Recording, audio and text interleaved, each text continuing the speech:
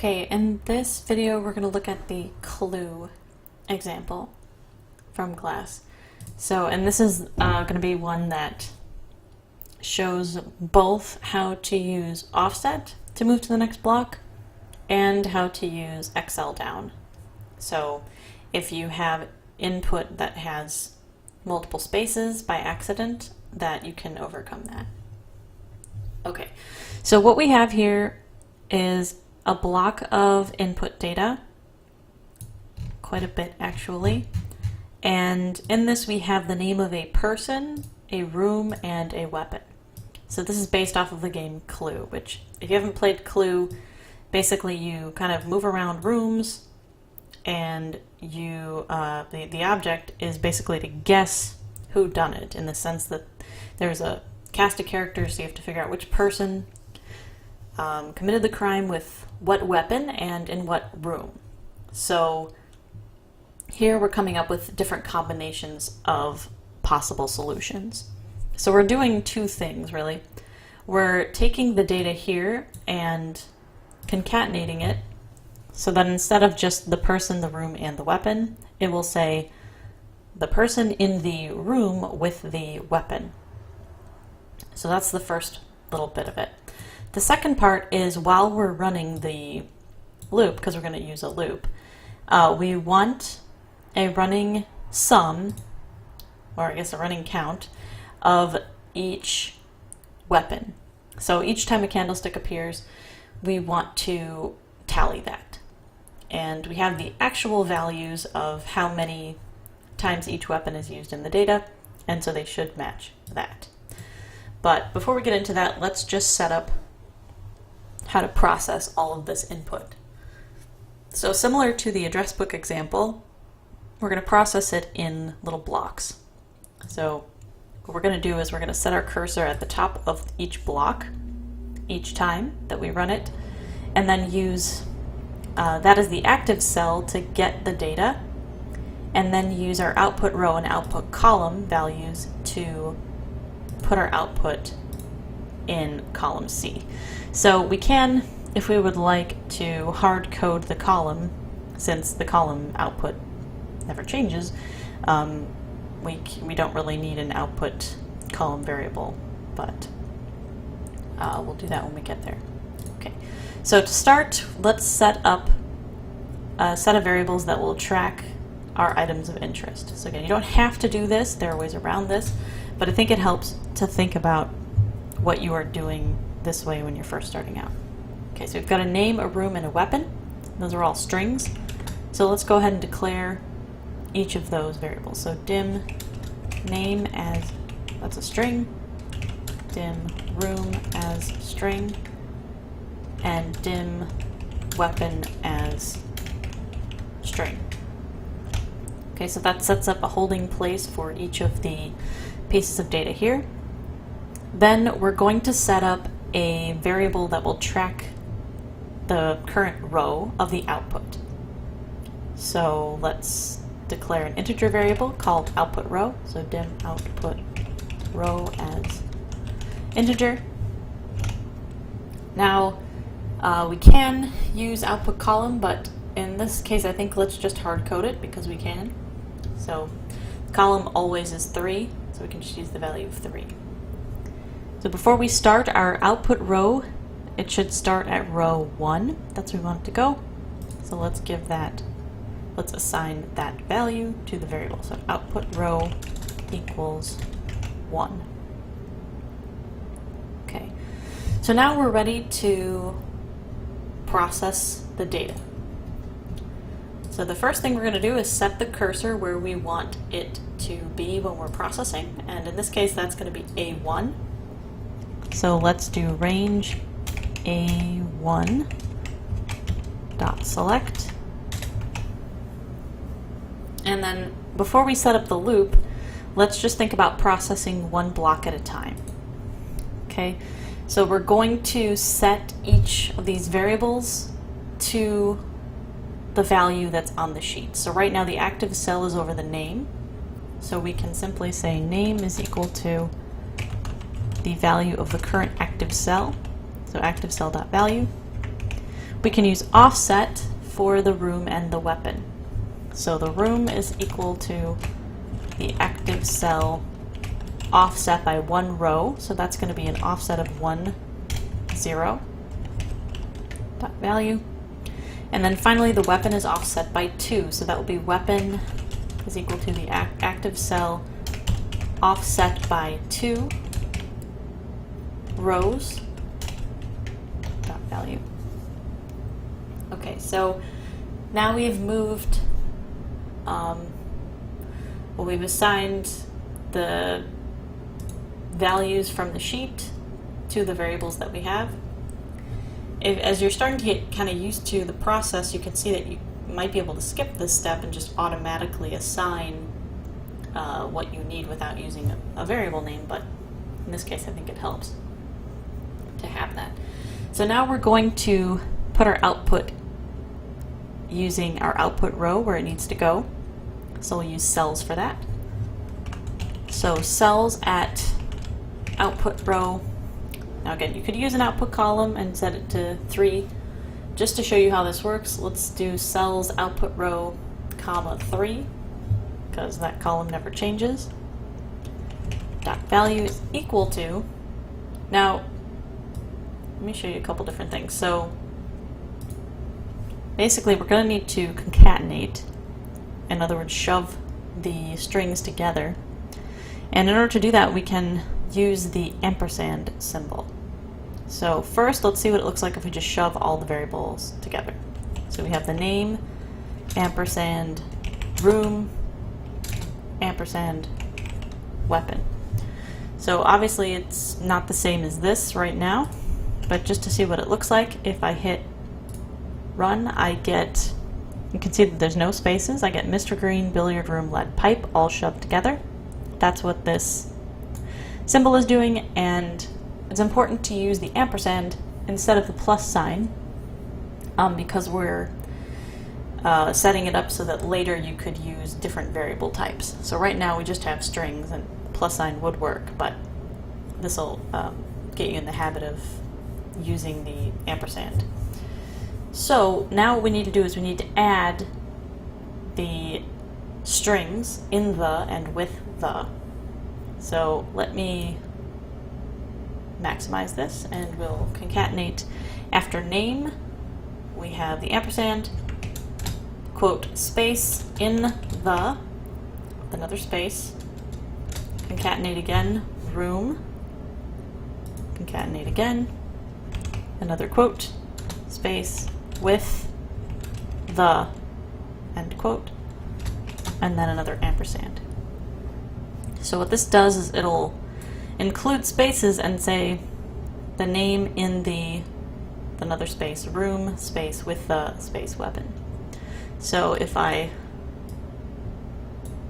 run that, you'll see that it does what I need it to do. So make sure you pause or go back if you need to see the entire set of strings together. Okay, so let me get this back where it needs to be. All right. So now we're ready to, I think that's all the processing we need for this first part. So we can go ahead and move the cursor to the next block. So we're going to do this in two different ways. First, we're going to use offset. So by using offset, we'll assume that it is, the next block is 1, 2, 3, 4 down from the first block. And that's where we'll set the next active cell. So we'll do active cell dot offset 4 rows down, 0 columns over, select. So if I run that, you'll see that it goes to the next block. Now you'd have a problem if you had an additional space in here, but we'll get to that in a minute. Okay, and then the other thing I need to do in order to make sure that it will work properly is move the current output row down 1 as well. So we want it to go from 1 to 2. So we're going to add 1 to the current output row value. So we'll set output row equal to output row plus 1. All right. So now if we run this, same thing.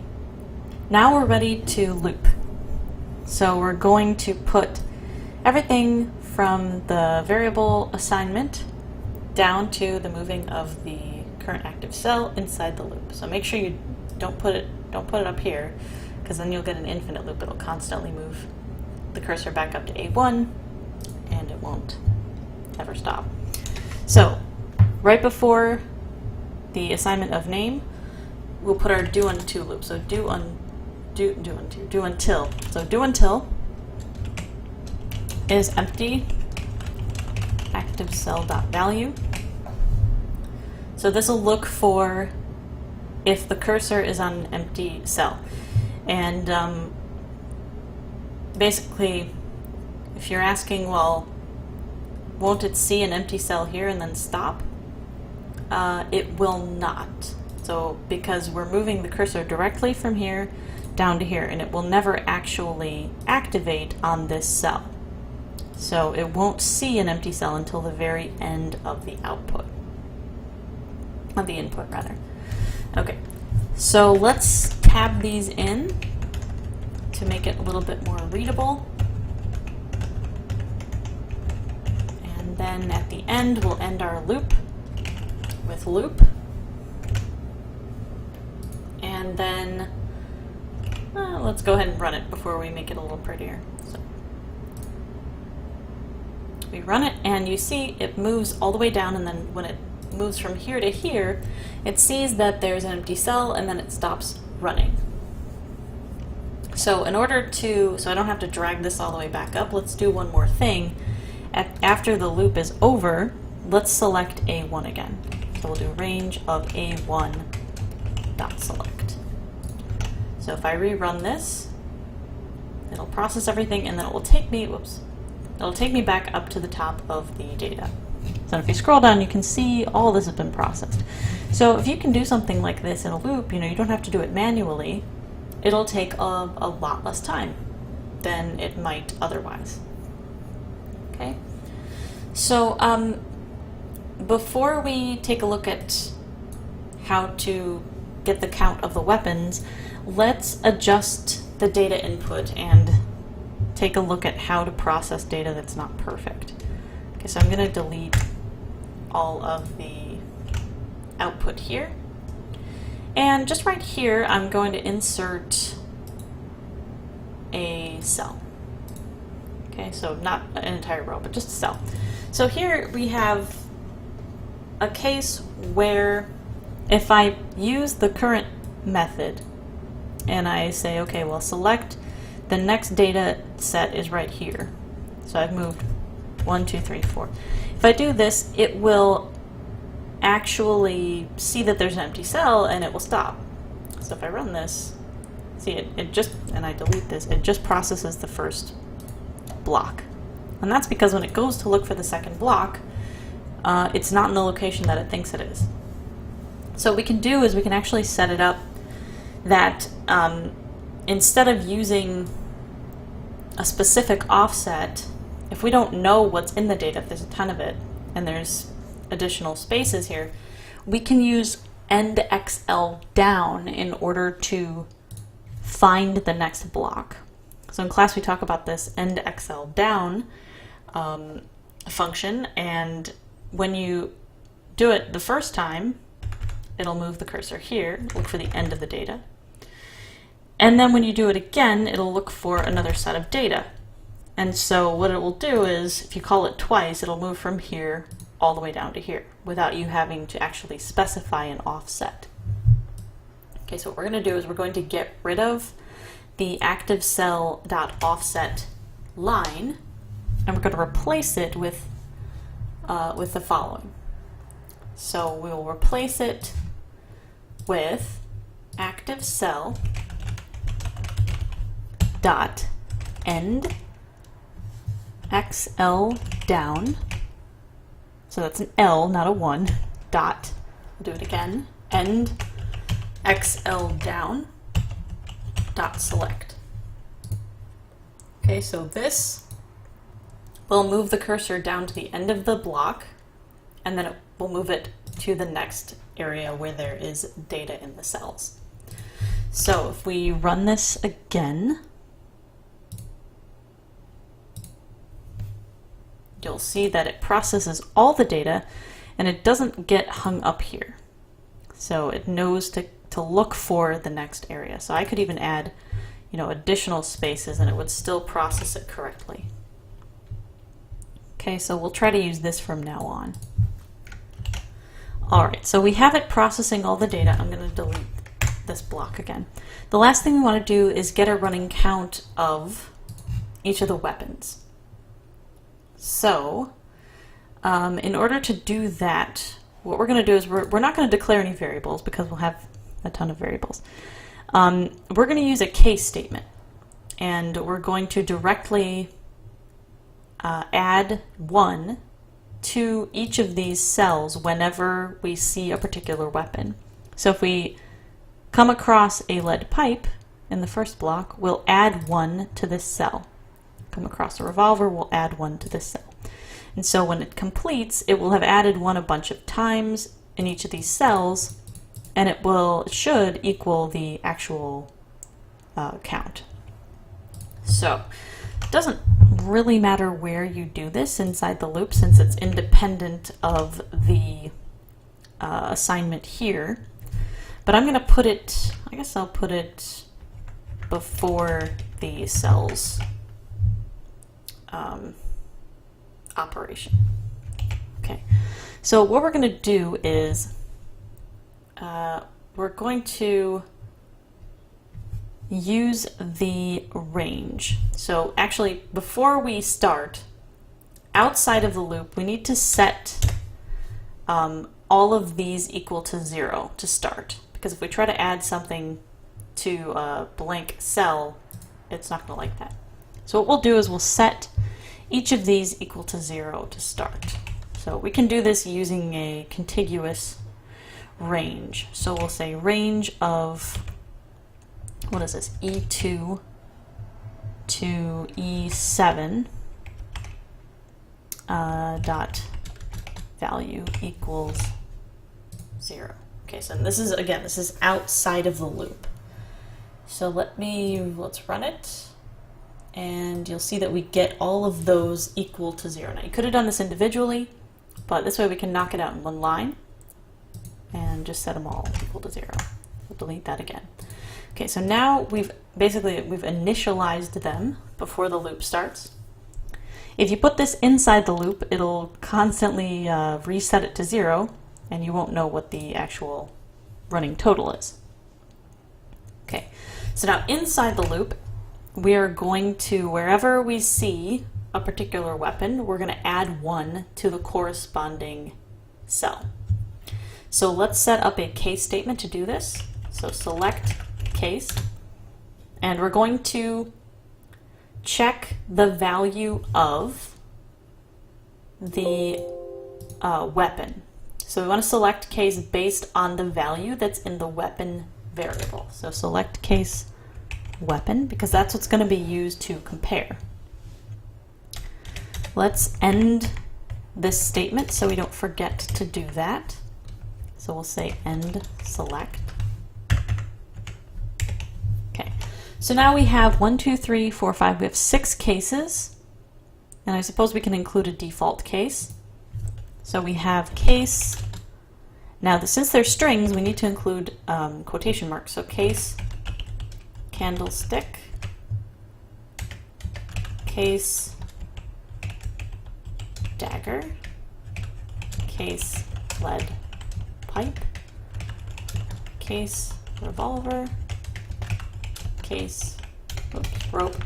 And for this example, make sure that the case of the text matches case wrench.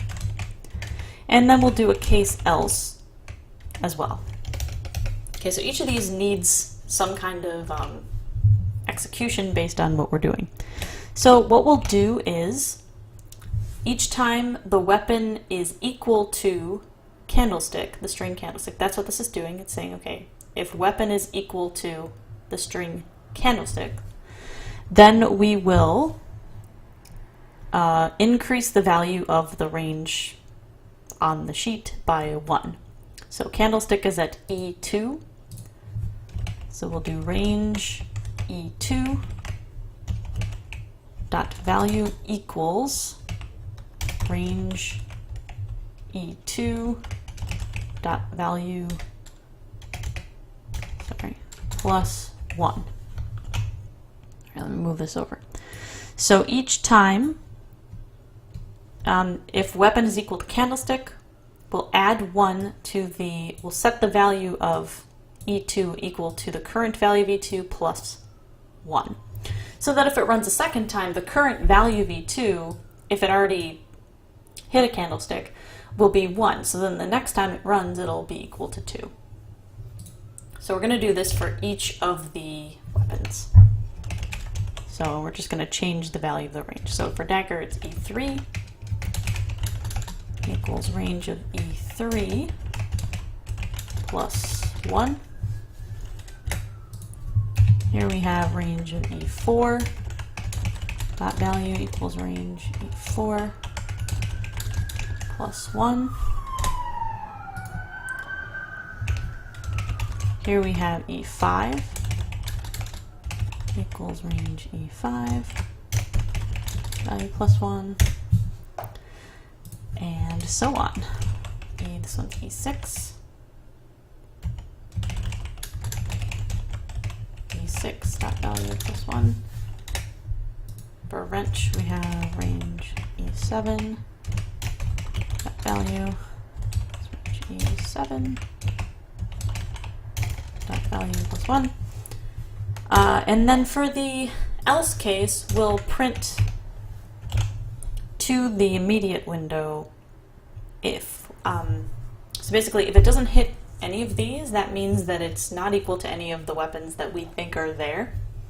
So we'll do debug.print, and we will print weapon error to the immediate window. This will let us know that, hey, there's something in there that shouldn't be in there. And we didn't have to look through manually to find it. Okay, so now that we have all of the cases taken care of, that it should increase by 1, let's take a look at the results. So we're interested in what happens here. So let me drag this over. So let's run it. And we get all the text, and we end up seeing a running sum of all of the weapons. So that's what we're looking for. So these are actually calculated as it runs. Now, if you want to, as a final step, you can make it so that this button gets the macro assigned to it. I think it already is, but if you want to remember how to do that, you right-click on the shape that you are interested in, go to Assign Macro, and then for this one we want to choose Clue. Hit OK, and then you can hit the button, and it should work. Alright, so that was a case of seeing, kind of combining a couple things. You have batch processing, you got to see how xlDown works, so dealing with data that isn't necessarily formatted the way that you think it is. And then also a running total of how many weapons are there.